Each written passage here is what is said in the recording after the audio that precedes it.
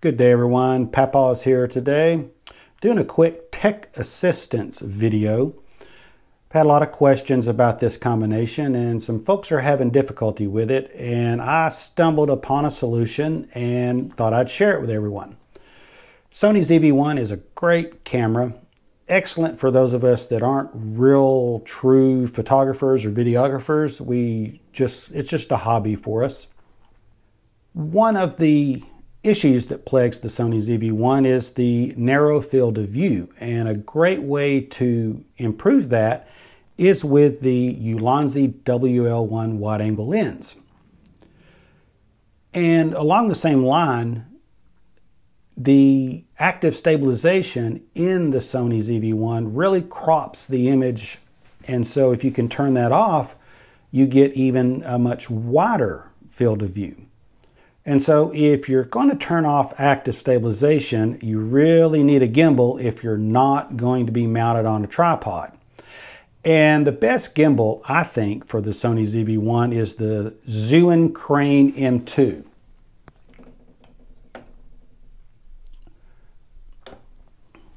It's a small, lightweight gimbal, and there are many reviews on YouTube. You can check those out.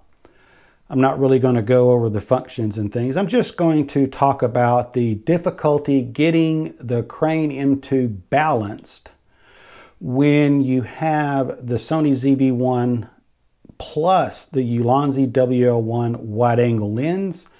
It's a little tricky, but I discovered by accident, actually, the couple of steps that make it possible. I wouldn't say that it's easy, but it is possible with a little bit of effort, and the results that you'll get are really worth putting in a little bit of time and effort getting this figured out.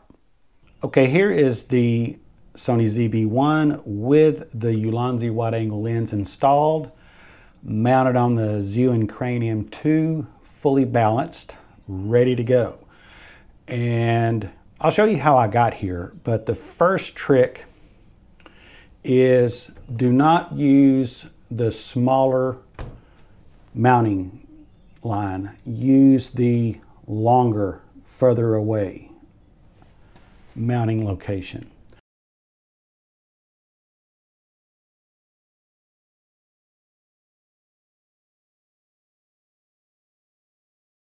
And it's intended for larger, heavier cameras, and there's a reason for that. It allows the weight to be distributed more evenly, and I think this is where some folks are going wrong. We're adding a lens that's quite a ways away from the center of gravity, and so we need more range to get things balanced. And so use the outside mounting location there. That's the first trick that I picked up. The next trick that I picked up was when you're balancing the tilt axis here.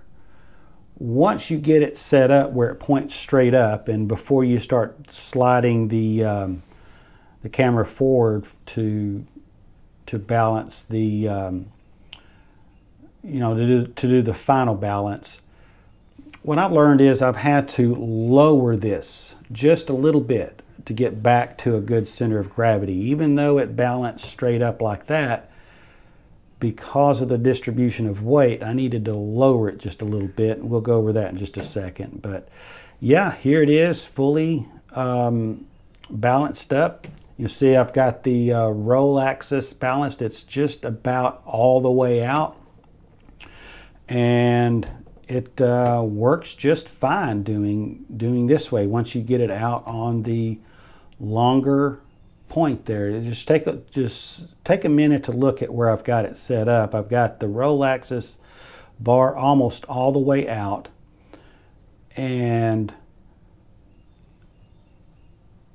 this is how far up I had to take the plate to get it balanced.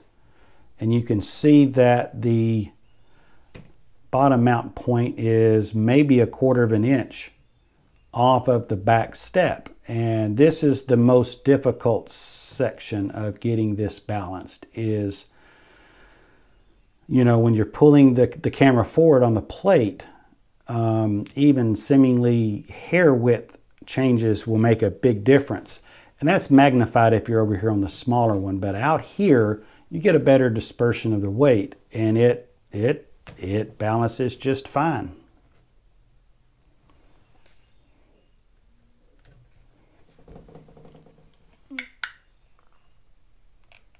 No vibration whatsoever. Works just fine. So here we are. We're going to first install our plate on the bottom.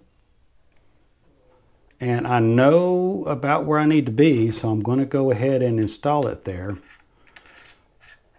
so I don't have to come back to it too far. That's fairly close. And I keep my screen in. If you're someone that wants your screen to be, if you want your screen to be out, you want to have it out while you're doing your balancing, of course. But I'm one that I keep my screen in. Works just fine for me. And so our first step is we're going to push the pin in, slide it in, and just go ahead and give that a full tighten. Now, the first thing, you know, we're a long way from getting it done here. And so what I always try to do is go ahead and get the roll axis where it needs to be. And from experience, I know it needs to be all the way out. I mean, just all the way, and then just maybe a hair back in. Go ahead and get that set up. Turn the camera on. There we go. Now we want to set our tilt axis so that it's going to rest and point straight up.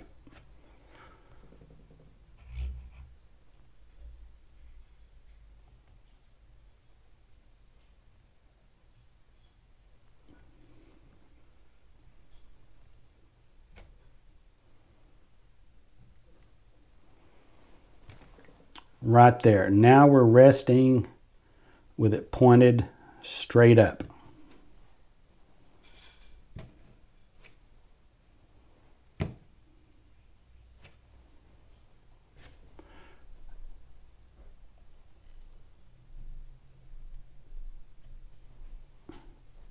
Straight up.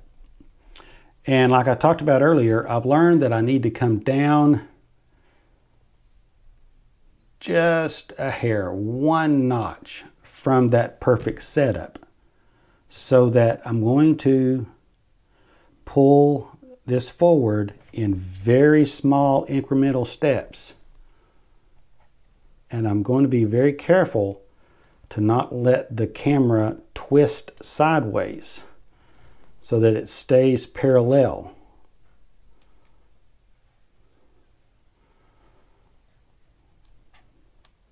Again, this is the most tedious part right here. And there we are.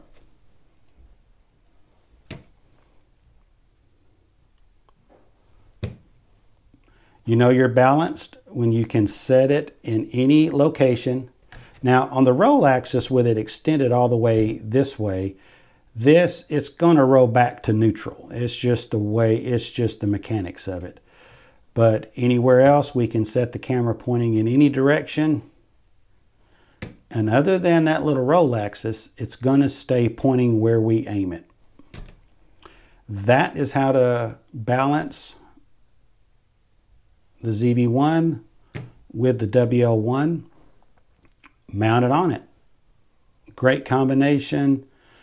Give it a try. I'm going to slowly show you again where I'm mounted, where things are located, so you can try to duplicate these.